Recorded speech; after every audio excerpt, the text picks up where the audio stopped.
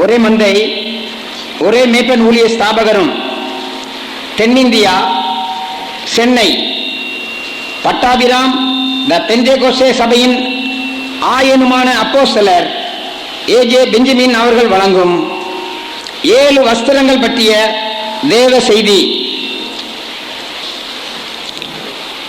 அன்பார்ந்த நண்பர்களே, அருமையான தேவ ஜனங்களே, வெளிப்படுத்தின விசேஷம் 19ஆம் அதிகாரம் 7ஆம் 8ஆம் வசனங்களில் நாம் சந்தோஷப்பட்டு கலிகூர்ந்து அவருக்கு துதி செலுத்த கடவோம். ஆட்டுக்குட்டியானவருடைய கல்யாணம் வந்தது, அவருடைய மனைவி தன்னை ஆயத்தம் பண்ணினாள் என்று சொல்ல கேட்டேன். சுத்தமும் பிரகாசமுமான மெல்லிய வஸ்திரம் தரித்து கொள்ளும்படி அவளுக்கு அளிக்கப்பட்டது. அந்த மெல்லிய வஸ்திரம் பரிசுத்தவான்களுடைய நீதிகளே என்று கூறப்பட்டுள்ளது.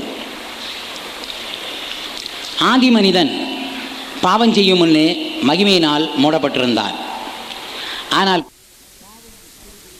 பாவம் செய்து தேவ மகிமை இழந்ததினால் நிர்வாணியாயிருப்பதை உணர்ந்து அத்தி இலைகளினால் அரைக்கச் செய்ய உண்டு பண்ணினான். தேவன் அவனுக்கு தோலுடைகளை கொடுத்தார். பாவம் செய்ய வைத்து நிர்வாணியாக்குவது பிசாஸ், வஸ்திரத்தை தருவது தேவன். அத்தி இலைகளினால் அவன் வஸ்திரத்தை உண்டாக்கி கொண்டானே, அது சுயநீதியை காட்டுகிறது. ஆனால் தேவன் அவனுக்கு கொடுத்ததான வஸ்திரம் இருக்கிறதே, உடைகள், தோலுடைகள், அவைகள் தேவநீதியை காட்டுகிறது. எசாயாவிலே சொல்லியிருக்கிறது, எங்களுடைய சுயநீதியெல்லாம் அழுக்கான கந்தை என்று சொல்லியிருக்கிறது. பாவம் செய்த மனிதன் தான் இருப்பதனால் பயந்து ஒளித்து கொண்டான். ஆண்டவர் வந்து கேட்கிறார், ஆதாமே ஆதாமே, நீ எங்கே இருக்கிறாய்? அவன் சொல்லுகிறான், தேவரீருடைய சத்தத்தை கேட்டு நான் பயந்து ஒளித்து கொண்டிருக்கிறேன். அவன் அத்தி இலைகளினால் அரக்கச்சை உண்டு பண்ணி கட்டி கொண்டான். ஆண்டவர் அறிவார், சூரிய வெளிச்சத்தினால் அந்த அத்தி இலைகள் உலர்ந்து போகும், பின்பு உதிர்ந்து போகும் என்பதை அவர் அறிவார். ஆகையினால் உலர்ந்து போகாத, உதிர்ந்து போகாத ஒரு வஸ்திரத்தை அவனுக்கு உண்டாக்கி கொண்டு போய் கொடுத்தார். அதுதான் தோலினால் உண்டாக்கப்பட்ட உடை. பிரியமானவர்களே, வஸ்திரத்தை கொடுப்பது தேவனுடைய கிரியையாயிருந்தது. ஆனால் அவனை நிர்வாணி ஆக்குவது பிசாசின் வேலையாயிருந்தது. இதை எப்படி விளங்கிக் கொள்வோம் என்றால், எருசலேமிலிருந்து ஒரு மனிதன் எரியோவுக்கு போனான். போனபோது வழியிலே அவன் கள்ளர் கையிலே அகப்பட்டு, கள்ளர்கள் என்ன செய்தார்கள் என்றார், அவனை முதலாவது வஸ்திரத்தை உரிந்தார்கள், பின்பு காயப்படுத்தினார்கள், பின்பு குற்றுயிராய் விட்டு விட்டு போனார்கள். இந்த எருசலேம் என்றால் என்ன, எரிகோ என்று சொன்னால் என்ன, கள்ளர்கள் என்று சொன்னால் யார் என்பதை நாம் விளங்கிக் கொள்ள வேண்டும். எருசலேம் என்று சொன்னால் தேவாலயம் இருக்கும் இடம், தேவ சமூகம் இருக்கும் இடம், பரிசுத்தவான்கள் இருக்கும் இடம், பரிசுத்தவான்களுடைய ஐக்கியம் இருக்கும் இடம், சுருங்க சொன்னால் சபை இருக்கும் இடம், சத்தியம் இருக்கும் இடம், அதுதான் எருசலேம். இந்த எருசலேமை விட்டு ஒருவன் எரிகோவுக்கு போகிறான் என்றால், அந்த எரிகோ என்று சொன்னால் சபிக்கப்பட்ட பட்டணம்.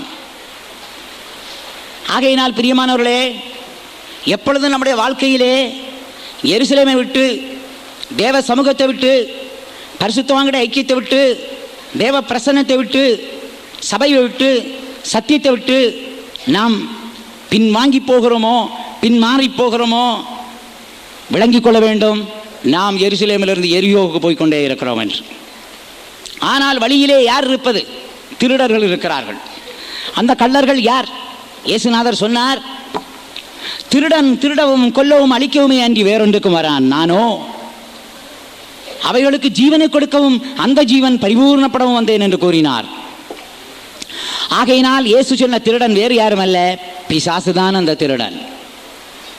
அவன் திருடுகிறான், கொல்லுகிறான், அழிக்கிறான். இங்கே வழியருகே இருந்ததான அந்த திருடர்கள் முதலாவது வஸ்திரத்தை உரிந்தார்கள்.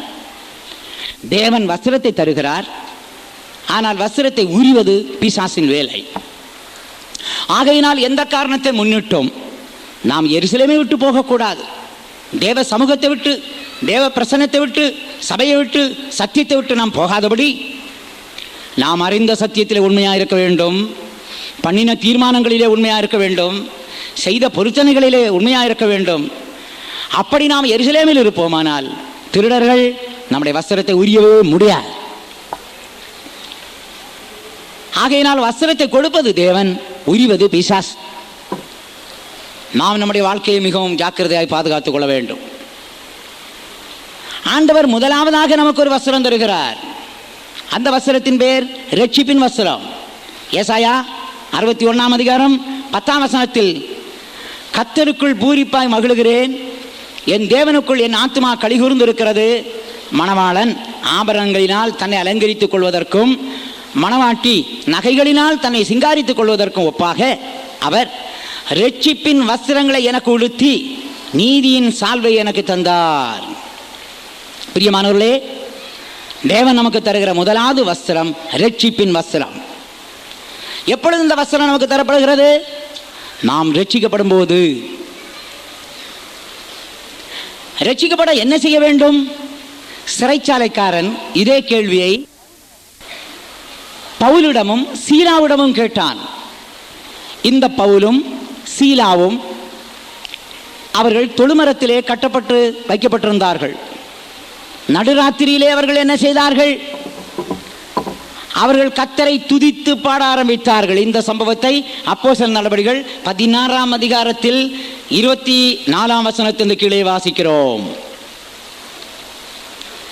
இந்த பவுலும் சீலாவும் சத்தியத்தை சொன்னது நிமித்தமாக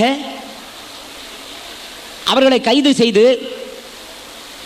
காவலிலே அவர்கள் வைக்கப்பட்டிருந்தார்கள். அவர்களுடைய கால்கள் தொழுமரத்திலே மாட்டப்பட்டிருந்தன. ஆனால் நடுராத்திரியில் பவுலும் சீலாவும் ஜெபம் பண்ணி தேவனை துதித்து பாடினார்கள். பாடின பொழுது என்ன நடந்தது? சடுதியிலே சிறைச்சாலையின் அஸ்திவாரங்கள் அசையும்படியாய் பூமி மிகவும் அதிர்ந்தது. உடனே கதவுகள் எல்லாம் திறவுண்டது. எல்லாருடைய கட்டுகளும் கலந்து போயிற்று. சிறைச்சாலைக்காரன் நித்திரை தெளிந்து சிறைச்சாலையின் கதவுகள் திறந்திருப்பதை கண்டு கட்டுண்டவர்கள் ஓடி போனார்கள் என்று எண்ணி பட்டயத்தை உருவி தன்னை கொலை செய்து கொள்ள போனான். பவுல் மிகுந்த சத்தமிட்டு, நீ உனக்கு ஒரு கெடுதியும் செய்து கொள்ளாதே, நாங்கள் எல்லாரும் இங்கே தான் இருக்கிறோம் என்றான். அப்பொழுது அவன் தீபங்களை கொண்டு வரச் சொல்லி உடனே உள்ளே ஓடி நடுநடுங்கி பவுலுக்கும் சீலாவுக்கும் முன்பாய் விழுந்தான். அவர்களை வெளியே அழைத்து கொண்டு வந்து அவன் கேட்டான் ஒரு கேள்வி என்னவென்றால், ஆண்டவன்மாரே, ரட்சிக்கப்படுவதற்கு நான் என்ன செய்ய வேண்டும்? அதற்கு அவர்கள் என்ன சொன்னார்கள் என்றால், கர்த்தராகிய இயேசு கிறிஸ்துவை விசுவாசி, அப்போது நீயும் உன் வீட்டாரும் ரட்சிக்கப்படுவீர்கள். ரட்சிக்கப்பட என்ன செய்ய வேண்டும்? இந்த கேள்வி இன்றைக்கு அநேகருடைய இருதயங்களிலே தொனித்துக் கொண்டே இருக்கிறது. ஜனங்களுக்குள்ளே ரட்சிப்பை பற்றி உள்ளதான ஒரு பாரம், உத்தரவாதம், பொறுப்பு உண்டாயிருக்கிறது. எதிலிருந்து ரட்சிக்கப்பட வேண்டும்? தாங்கள் செய்கிற கிரியை பாவங்களில் இருந்து ரட்சிக்கப்பட வேண்டும் என்று விரும்புகிறார்கள். மதுபானத்திலிருந்து, புகைப்பிடிக்கும் பழக்கத்திலிருந்து, சினிமா பார்ப்பதிலிருந்து, கதை புத்தகம் வாசிப்பதிலிருந்து, நாவல் புத்தகம் படிப்பதிலிருந்து, கொலைபாதகத்திலிருந்து, விபசாரத்திலிருந்து ரட்சிக்கப்பட வேண்டும் என்று ஜனங்கள் விரும்புகிறார்கள். ஆகையினால் ஆண்டவன்மாரே, ரட்சிக்கப்பட நாங்கள் என்ன செய்ய வேண்டும் என்று கேட்டார்கள்.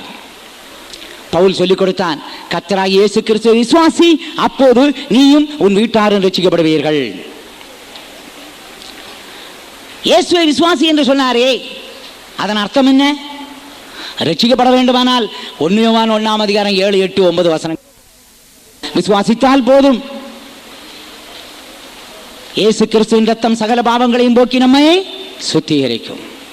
நமக்குள்ளே பாவம் இல்லை என்று சொன்னால் சத்தியம் நமக்குள்ளே இராது. நம்முடைய பாவங்களை அறிக்கையிட்டால் நம்முடைய எல்லா அநியாயத்தை நீக்கி அவர் சுத்திகரிப்பதற்கு உண்மையும் நீதியும் உள்ளவராயிருக்கிறார். ஆகையினால் நம்முடைய பாவங்களை மெய் மனசாபப்பட்டு கல்வாரியை தியானித்து கண்ணீரோடு கதறி மன்னிப்பு கேட்போமானால் ஆண்டவர் நமக்கு ரட்சிப்பை தருவார்.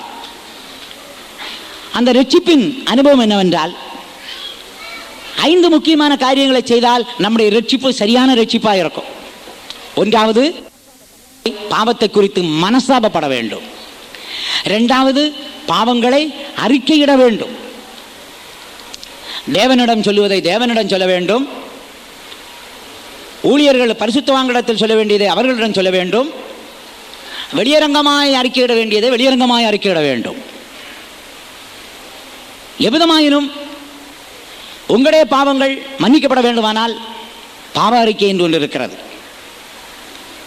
மூன்றாவது, அறிக்கையிட்ட பாவத்தை விட்டுவிட வேண்டும். நீதிமொழிகளில் சொல்லப்பட்ட வசனம் என்ன? பாவங்களை மறைக்கிறவன் வாழ்வடைய மாட்டான், அவைகளை அறிக்கை செய்து விட்டு விடுகிறவனோ இரக்கம் பெறுவான். அப்படியானால் விட்டுவிட தீர்மானிக்க வேண்டும். ஆண்டவரே, நான் இதுவரைக்கும் பாவம் செய்தேன், இனிமேலும் பாவம் செய்ய மாட்டேன் என்று தீர்மானிக்க வேண்டும். பவுலும் கூட சில தீர்மானங்களை செய்கிறார். கடந்த நாட்களிலே நான் மாம்சத்தின்படி சிலரை அறிந்திருந்தேன், இயேசுவை கூட அறிந்திருந்தேன். இது முதற்கொண்டு மாமிசத்தின்படி ஒருவனையும் அறியேன். இது முதற்கொண்டு. அப்படியானால் நீ ரட்சிக்கப்படும் பொழுது இன்றையிலிருந்து நான் விட்ட பாவங்களை எடுக்க மாட்டேன் ஆண்டவரே, திரும்பவும் நான் புகைப்பிடிக்க மாட்டேன், சினிமாச்சாலைக்கு போக மாட்டேன், மதுபானம் அருந்த மாட்டேன், கொலைபாதகம் செய்ய மாட்டேன், விபச்சாரம் செய்ய மாட்டேன் என்று சொல்லி தீர்மானம் எடுக்க வேண்டும். அப்படி விட்டு விடுகிறவனோ இரக்கம் பெறுவான். பழைய ஏற்பாட்டில் இரக்கம் என்றால் புதிய ஏற்பாட்டில் அது கிருபையாய் நமக்கு தரப்படுகிறது. நான்காவது, ஒப்புரவாக வேண்டும். இயேசுநாதர் மலைப்பிரசங்கத்தில் சொன்ன வசனத்தை ஞாபகத்தில் கொண்டு வாருங்கள். பலிபீட தண்டையிலே காணிக்கை செலுத்த வரும்போது உன் பேரில் உன் சகோதரனுக்கு குறை உண்டென்று கண்டால் முதலாவது போய் அவனோடு ஒப்புரவாக, பின்பு வந்து காணிக்கையை செலுத்து. ஆகையினால் ஒப்புரவாகுதல் மிகவும் முக்கியம். உலகத்து நீதியின்படி தப்பு செய்தவர்கள் செய்யாதவர்களிடம் போய் மன்னிப்பு கேட்க வேண்டும். ஆனால் தேவனுடைய நீதியின்படி நாம் தப்பு செய்யாமல் இருந்தாலும் நம்மேல் யாருக்காவது மன வருத்தம் இருக்குமானால் நாம் போய் என் மேல் ஏதாவது மன வருத்தம் இருந்தால் தயவு செய்து மன்னித்துக் கொள்ளுங்கள் என்று சொல்லி ஒப்புரவாகிக் கொள்ள வேண்டும். எப்படியாயினும் ஒப்புரவாகுதல் சரியான ரட்சிப்பு உண்டாவதற்கு காரணமாக இருக்கிறது. ஐந்தாவது, திருப்பி கொடுத்தல். சகேயு ரட்சிக்கப்பட்ட உடனே அவன் என்ன சொன்னான்? நான் யாரிடத்திலாவது அநியாயமாய் வாங்கியிருந்தால் நாலத்தனையாய் திரும்பி கொடுக்கிறேன் என்று சொன்னான்.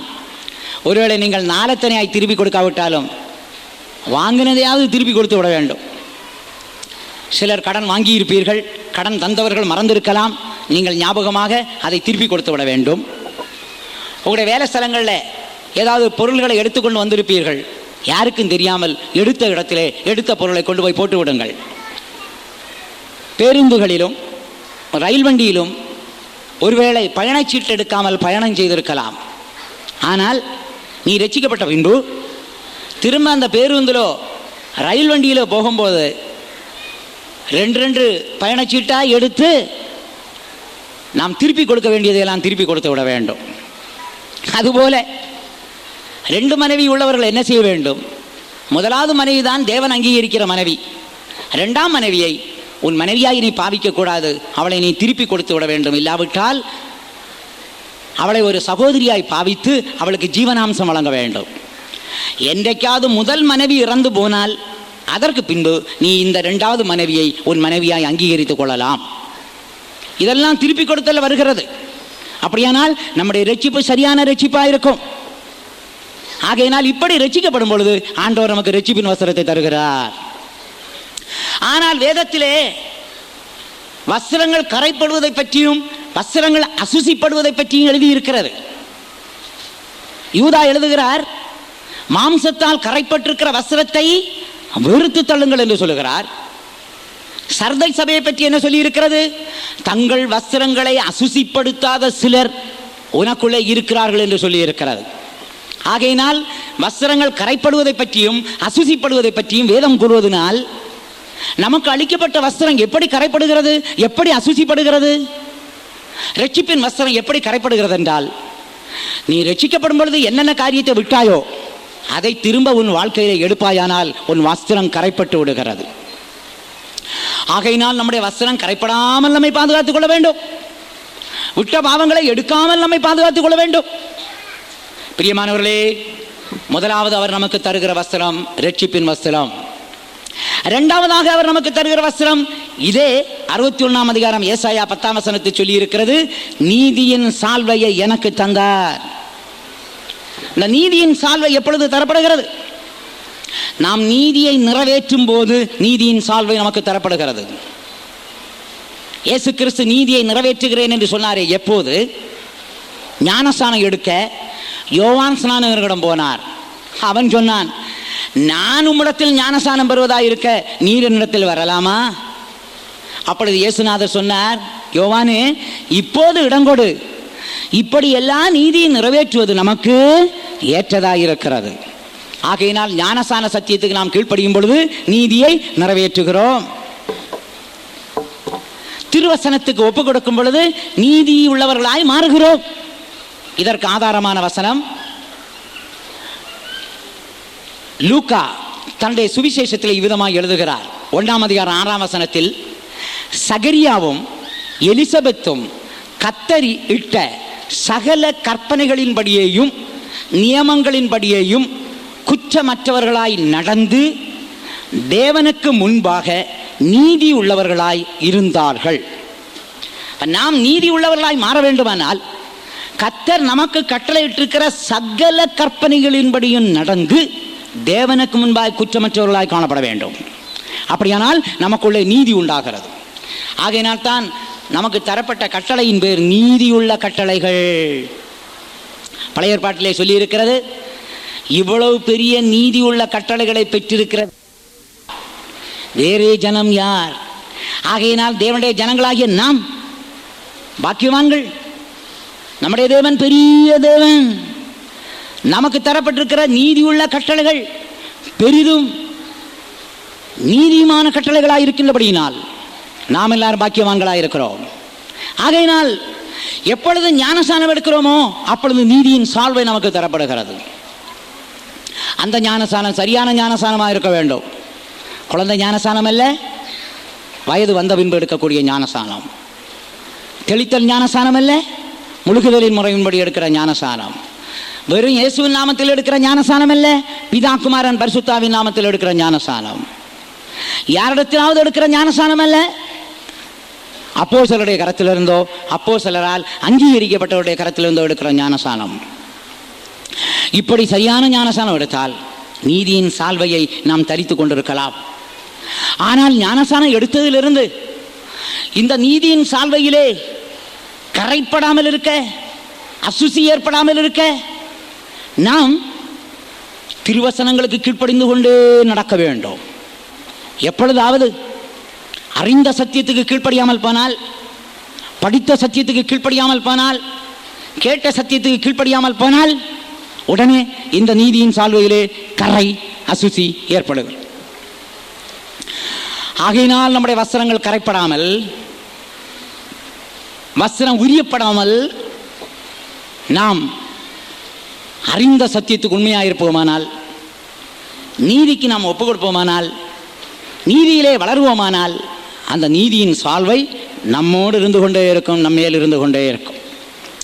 மூன்றாவது வசனத்தை பற்றி வேதத்திலே நாம் ஏசாயா 61ஆம் அதிகாரம் 3ஆம் வசனத்தில் படிக்கிறோம்.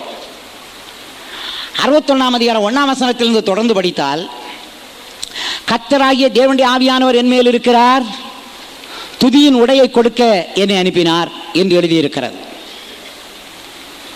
கர்த்தருடைய ஆவியானவர் என் மேல் இருக்கிறார், அவர் துதியின் உடையை கொடுக்க என்னை அனுப்பினார் என்று இயேசுவை பற்றி, இயேசு பிறப்பதற்கு 740 ஆண்டுகளுக்கு முன்னே இந்த தீர்க்க தரிசனம் ஏசாயாவினால் உரைக்கப்பட்டது. கர்த்தராகிய இயேசுவின் மேல் பரிசுத்த ஆவியானவர் இருந்தார். ஆகையினால் இயேசுநாதர் என்ன செய்தாராம்? துதியின் உடைகளை கொடுக்கிறார். நம்முடைய வாழ்க்கையிலும் கூட பரிசுத்த ஆவி நமக்கு வரும்பொழுது நாம் துதியின் உடையை பெறுகிறோம். துதித்தல் என்று சொன்னால் என்ன? ஸ்தோத்திரத்திலுக்கும் துதித்தலுக்கும் வித்தியாசம் இருக்கிறது.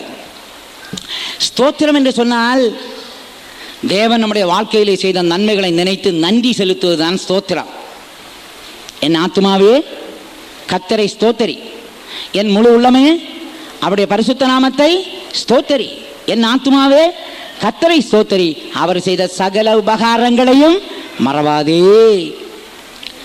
தேவன் நம்முடைய கடந்த காலத்தில் செய்த நன்மைகள், ஆன்மீகமாய் செய்த நன்மைகள், சரீர பிரகாரமாய் செய்த நன்மைகள், ஊழியங்களே அவர் செய்த நன்மைகள், ஜீவியத்தின் பகுதியில் செய்தது, தனிப்பட்ட முறையில், குடும்பங்களில், சபையில், விசுவாசிகள் மத்தியில், ஊழியர்கள் மத்தியில், தேசத்தின் மத்தியில் செய்த நன்மைகள் ஏராளம். அந்த நன்மைகளை எல்லாம் நினைத்து நாம் நன்றி செலுத்த வேண்டும். பிரியமானவர்களே, அதுதான் ஸ்தோத்திரம். எண்ணிலடங்கா ஸ்தோத்திரங்களை ஏறெடுக்க வேண்டும். சங்கீதக்காரனுடைய தீர்மானம் என்ன? கர்த்தரை நான் எக்காலமும் ஸ்தோத்தரிப்பேன், அவர் துதி எப்போதும் என் வாயில்.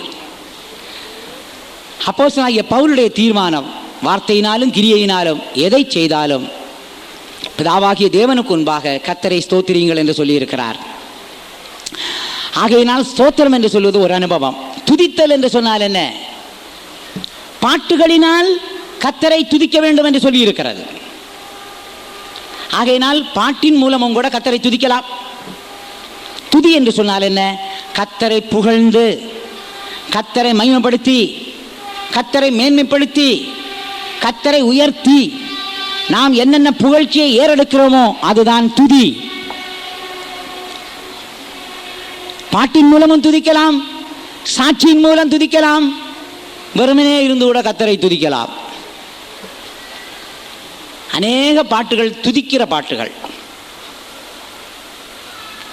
ஆண்டவரை புகழ்ந்து பாடுகிற பாட்டுகள், அவருடைய மகத்துவம், அவருடைய மேன்மை, அவருடைய வல்லமை, அவருடைய அன்பு, அவருடைய இரக்கம், அவருடைய உருக்கம் எல்லாவற்றையும் நினைந்து நினைந்து அவரை புகழும் பொழுதுதான் அது துதியாக மாறுகிறது. பரிசுத்தாய் வரும் பொழுது அதிகமாக அவரை துதிக்க முடியும். காரணம் என்ன? பரிசுத்தாய் வரும் பொழுது நாம் அவருக்கு மனைவியாய் மாறுகிறோம், அவர் நமக்கு புருஷனாய் மாறுகிறார். சில புருஷனை பற்றி மனைவிமாரிடம் கேட்போம், எப்படி உங்க புருஷன்? அப்போ அவங்க சொல்றாங்க, ஐயா தங்கமான புருஷன். இதுபோல ஒரு புருஷன் கிடைக்கணும்னா நான் கொடுத்து வச்சிருக்கணும்னு சொல்றாங்க. அவர் என்ன பண்றார்? அந்த புருஷன் காலையில் எழும்பி எனக்கு காஃபி போட்டு தர்றார், காலையில் எனக்கு பிரேக்ஃபாஸ்ட் பண்ணி தர்றார், நான் சாப்பிட்ட பாத்திரமெல்லாம் அவர் கழுவுகிறார், என் துணி கூட அவர் துவைக்கிறார். என் புருஷன் ஒரு தங்கமான மனுஷன். உங்களுடைய சில புருஷன்மார் இப்படி இல்லாமல் இருக்கலாம், ஆனால் சில புருஷர்கள் இப்படி இருக்கிறார்கள். ஆனால் உங்கள் உலகத்தின் புருஷன் இப்படி இருக்கிறானோ இல்லையோ, ஆவிக்குரிய புருஷனாகிய இயேசு கிறிஸ்து உங்களுக்காக எல்லாவற்றையும் செய்து கொண்டே இருக்கிறார். அவர் உங்களுக்காய் காயப்பட்டிருக்கிறார், உங்களுக்காய் நொறுக்கப்பட்டிருக்கிறார், உங்களுக்கு சமாதானத்தை உண்டு மாண்ணும் ஆக்கினை அடைந்திருக்கிறார், உங்களை குணமாக்கும்படி தழும்புகளை ஏற்றிருக்கிறார். அவர் மனிதனாய் வந்தார், உங்களை தேடி வந்தார், உங்களுக்கு வேண்டிய எல்லாவற்றையும் அவர் தந்து கொண்டே இருக்கிறார். ஆகையினால் அந்த புருஷனாகிய இயேசுவை எத்தனை நாவு இருந்தாலும் நாம் புகழ்ந்து கொண்டே இருக்கலாம். ஒரு முறை ஊழியக்காரர்களுக்கு நான் ஜெபம் எடுத்து கொண்டிருந்தேன். அப்பொழுது இந்த ஊழியக்காரர்களை எல்லாம் ஆவியில் நிறைய வைக்கும்படி அநேக வார்த்தைகளை சொல்லிக்கொண்டே இருந்தேன். அவர்கள் ஆவியில் நிறையவில்லை. சில பாட்டுகளை எல்லாம் பாடி பார்த்தோம், ஆவியில் நிறையவில்லை. கொஞ்ச நேரம் ஸ்தோத்திரம் பண்ணி பார்த்தோம், ஆவியில் நிறையவில்லை. ஆண்டவர்கிட்ட கேட்டேன், ஆண்டவரே இந்த ஊழியக்காரங்கள் எல்லாம் உம்முடைய அபிஷேகத்தால் நிறைய நான் என்ன செய்ய வேண்டும்? அப்போ கர்த்தர் எனக்கு சொல்லி தந்தார், அவர்கள் என்னை புகழும்படியாய் சொல். உடனே நான் எல்லா ஊழியக்காரர்களுக்கும் சொன்னேன், இயேசுவை புகழ்ந்து ஒவ்வொரு வார்த்தை சொல்லுங்க. ஒவ்வொரு ஊழியக்காரனும் ஒவ்வொரு விதமாய் சொல்ல ஆரம்பித்தார்கள். ஒருவர் சொன்னார் இரட்சகர், இன்னொருவர் பரிகாரின்னு சொன்னார், இன்னொருவர் ஆலோசனை கர்த்தா, இன்னொருவர் வல்லமையுள்ள தேவன், இன்னொருவர் அவர் எனக்கு புருஷன், அவர் எனக்கு நாயகன், அவர் எனக்கு எல்லாற்றுக்கும் எல்லாமாய் இருக்கிறார், அவர் மேய்ப்பர் மீட்பர், இப்படி புகழ்ந்து கொண்டே இருந்தார்கள். அந்த 300 ஊழியக்காரர்களும் புகழ்ந்து முடிஞ்ச உடனே நான் சொன்னேன், இப்போ நீங்கள் இந்த 300 வார்த்தைகளை வைத்து ஆண்டவரை புகழ்ந்து கொண்டே இருங்கள் என்று சொல்லும் பொழுது, அவர் புகழ்ந்து கொண்டே இருக்கும் பொழுது பரிசுத்த ஆவியின் பெருமாறி வந்து இறங்கி எல்லாரும் ஆவியில நிறைஞ்சு களி கூர்ந்தார்கள். எல்லாரும் கரங்களை உயர்த்தி ஒரு அல்லேலூயா சொல்லுங்க, அல்லேலூயா. இது போல பிரியமானவர்களே, நாம் அவரை துதிக்கணும். இயேசுவே நீர் எனக்கு நல்லவர் ஆண்டவரே, வல்லவர், அன்புள்ளவர், நீர் இரக்கமுள்ளவர், நீர் கிருபையுள்ளவர், நீர் தயவுள்ளவர் ஆண்டவரே. நீரே எனக்கு ஞானம், நீரே எனக்கு நீதி, நீரே எனக்கு மேய்ப்பர், நீரே எனக்கு மீட்பர், நீரே எனக்கு எல்லாவற்றுக்கு எல்லாமாயிருக்கிறீர்.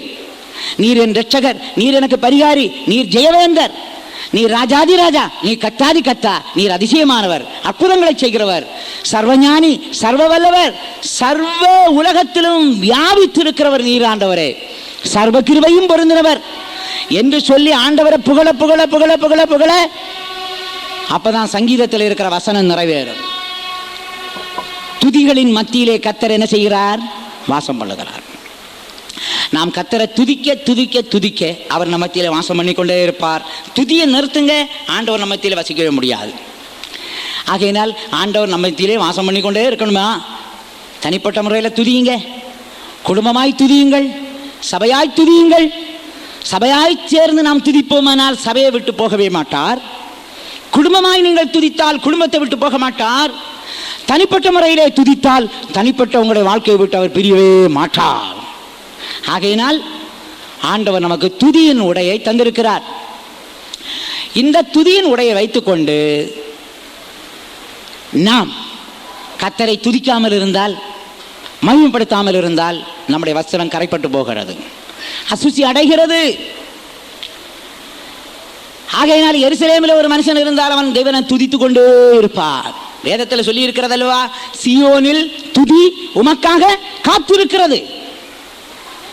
சியோனிலே துதி உமக்காக காத்திருக்கிறது. எருசலேமிலே கர்த்தரை ஜனங்கள் ஸ்தோத்தரிக்க போவார்கள். சியோனிலே துதி உமக்காய் காத்திருக்கிறது. நாம் எல்லாரும் எருசலேமில் இருக்கிறோம், சியோனில் இருக்கிறோம். எபிரேய நிருபக்காரன் சொல்கிறான், நீங்களோ சியோன் மலையினிடத்திற்கும் எருசலேமினிடத்திற்கும் வந்து சேர்ந்தீர்கள். பரிசுத்தாய் பெற்ற தேவ மக்களே, நீங்கள் சியோன் மலையினிடத்திற்கும் பரம எருசலேமினிடத்திற்கும் வந்து சேர்ந்திருக்கிறீர்கள். விசுவாசத்தோடு ஒரு அல்லேலூயா சொல்லுங்க. அல்லேலூயா. ஆகையினால் அந்த எருசலேமிலே ஸ்தோத்திரமும் துதியும் இருக்கிறது. இந்த எருசலேமை விட்டு அவன் போனபடியினால் அவன் துதிக்காமல் போனான், ஸ்தோத்தரிக்காமல் போனான். ஆகையினால் கள்ளர் கையிலே அகப்பட்டான், வஸ்திரம் உரியப்பட்டான். வஸ்திரம் உரியாமலும் பாதுகாக்கணும், வஸ்திரம் கரைப்படாமலும் பாதுகாக்கணும். சிலருக்கு வஸ்திரம் உரியப்படவில்லை, ஆனால் கரைப்பட்டிருக்கிறது. கர்த்தரை துதிக்க வேண்டிய நேரம் துதிக்காம போனா நம்முடைய வஸ்திரம் கரைப்பட்டு போய்விடும், துதியின் உடை கரைப்பட்டு விடும். ஆகையினால் பாட்டினால் துதியுங்கள், சாட்சியினாலும் அவரை துதிக்கணும். எளிமை நின்று நீங்க அதை செய்தோம் இதை செய்தோம்னு சொல்றத பார்க்கலாம். அப்படி சொல்லாமல் ஆண்டவர் எனக்கு அதை செய்தார் இதை செய்தார் என்று தைரியமாக சொல்லுங்கள். நம்முடைய ஜெபங்கள் உபவாசங்களை பார்க்கலாம், கர்த்தருடைய இரக்கம்தான் பெரியது, அவருடைய கிருபை பெரியது, அவருடைய இரக்கம் பெரியது. நம்முடைய கிரியையினால் நாம் ரட்சிக்கப்படவில்லை, தேவனுடைய கிருபையினாலே ரட்சிக்கப்பட்டிருக்கிறோம். நாம் ஜெயம் எடுக்கவில்லை, நம்முடைய கர்த்தராகிய இயேசு கிறிஸ்துவினால் நமக்கு ஜெயம் கொடுக்கிற தேவனுக்கு ஸ்தோத்திரம். ஆகையினால் பிரியமானவர்களே, கர்த்தரை பாட்டினாலோ சாட்சியினாலோ தனிப்பட்ட முறையிலோ அவரை துதித்துக் கொண்டே இருக்க வேண்டும். இஸ்ரவேல் ஜனங்களுக்கு வந்த தோல்விக்கு காரணம் என்ன? ரோமர் 1:21. அவர்கள் தேவனை அறிந்தும் தேவனை மகிமைப்படுத்தாமலும் ஸ்தோத்தரியாமலும் இருந்து தங்கள் சிந்தனையிலே வீணரானார்கள். உணர்வில்லாத அவர்களுடைய இருதயம் இருளடைந்தது. கர்த்தரை மகிமைப்படுத்தாமல் ஸ்தோத்தரிக்காமல் இருந்தால் வீண் சிந்தை உண்டாகும், நம்முடைய உணர்வில்லாத இருதயம் இருளடைந்து போய்விடும். அடுத்த வசனம் 4வது வசனம், சங்கீதம் 45:13. ராஜகுமாரத்தி உள்ளாக பூர்ண மகிமை உள்ளவள் என்று எழுதியிருக்கிறது. ராஜகுமாரத்தி உள்ளாக பூர்ண மகிமை உள்ளவள், அவள் உடை பொற்சரிகையாய் இருக்கிறது என்று 45ஆம் சங்கீதம் 13ஆம் வசனத்தில் எழுதியிருக்கிறது. அப்படியானால் 4வது உடை என்ன? பொற்சரிகை. இந்த பொற்சரிகை எப்பொழுது கிடைக்கும்? நாம் விசுவாச ஜீவியம் செய்யும் போது. அப்போஸ்தலனாகிய பேதுரு 1 பேதுரு 1:7 அழிந்து போகிற பொன் அக்கினியினாலே சோதிக்கப்படும், அதை பார்க்கலாம் அதிக விலையேற பெற்றதாக இருக்கிற உங்கள் விசுவாசம் சோதிக்கப்பட்டு இயேசு கிறிஸ்து வெளிப்படும் போது உங்களுக்கு புகழ்ச்சியும் கனமும் மகிமையும் உண்டாக காணப்படும் என்று எழுதுகிறார்.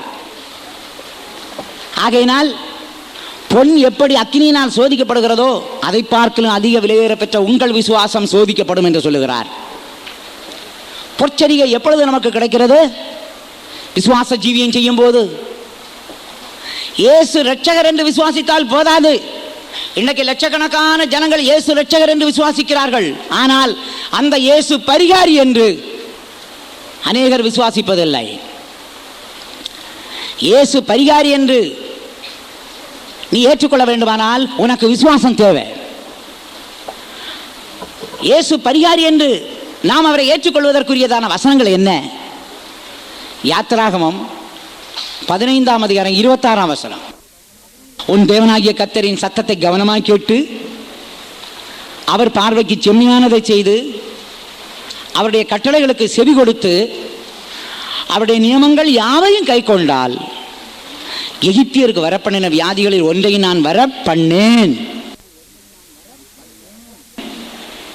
நானே உன் பரிகாரியாகிய கர்த்தர்.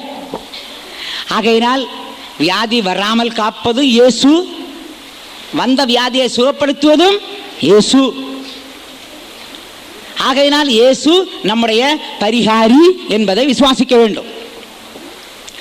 அடுத்ததாக யாத்திராகமம் 23:25 அவர் உன் அப்பத்தையும் தண்ணீரையும் ஆசீர்வதிப்பார், வியாதியை உன்னிலிருந்து விலக்குவேன் என்று எழுதியிருக்கிறது.